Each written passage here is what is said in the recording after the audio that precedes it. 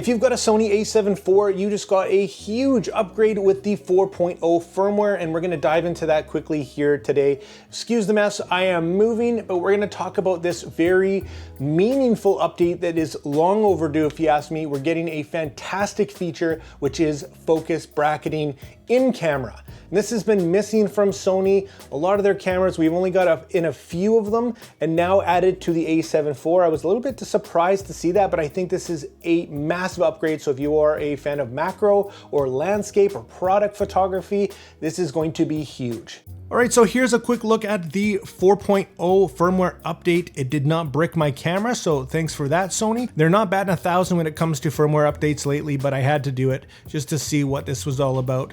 What we've got in this update is focus bracketing, which is pretty cool. And what that means is it allows for continuous shooting while automatically shifting the focus position.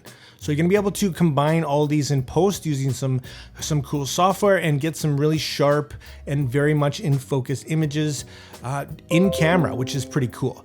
So this also introduces additional settings for exposure, value adjustments, and a number of shots in the exposure bracketing.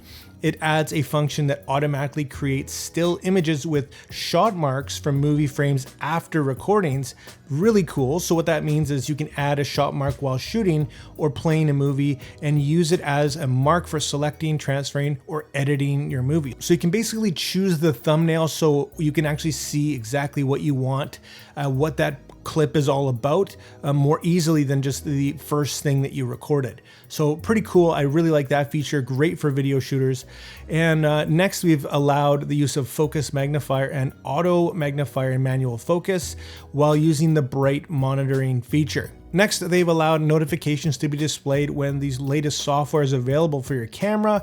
I'm not a huge fan of this, and obviously this needs some level of connectivity. But yeah, I guess that's inevitable with everything being more and more connected. But yeah, it's gonna tell you when there's software. Anyways, moving on, you can now continue shooting while transferring captured photos and videos to a smartphone or tablet.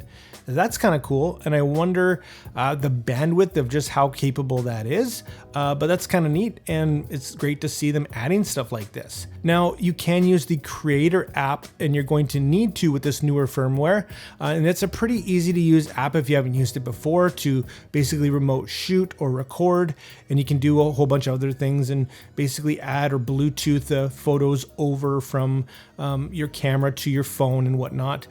Pretty standard stuff these days. Next, transfer to smartphones and tablets can now be resumed even if interrupted in the middle of a transfer. That's kind of nice. So in case you leave the app or something happens with your connection, you can just resume instead of having to start over. Pretty cool.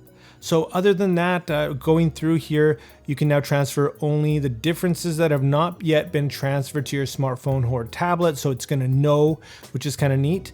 You can also add videos to be transferred during the transfer process, speeding things up.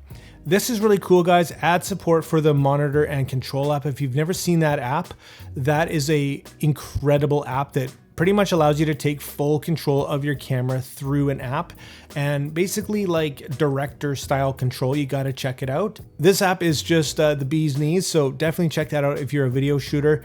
Next, it's going to fix an issue where a peaking display would appear during movie playback. Obviously not ideal. And then of course just improves the functionality and operational stability of your camera, like they say every time.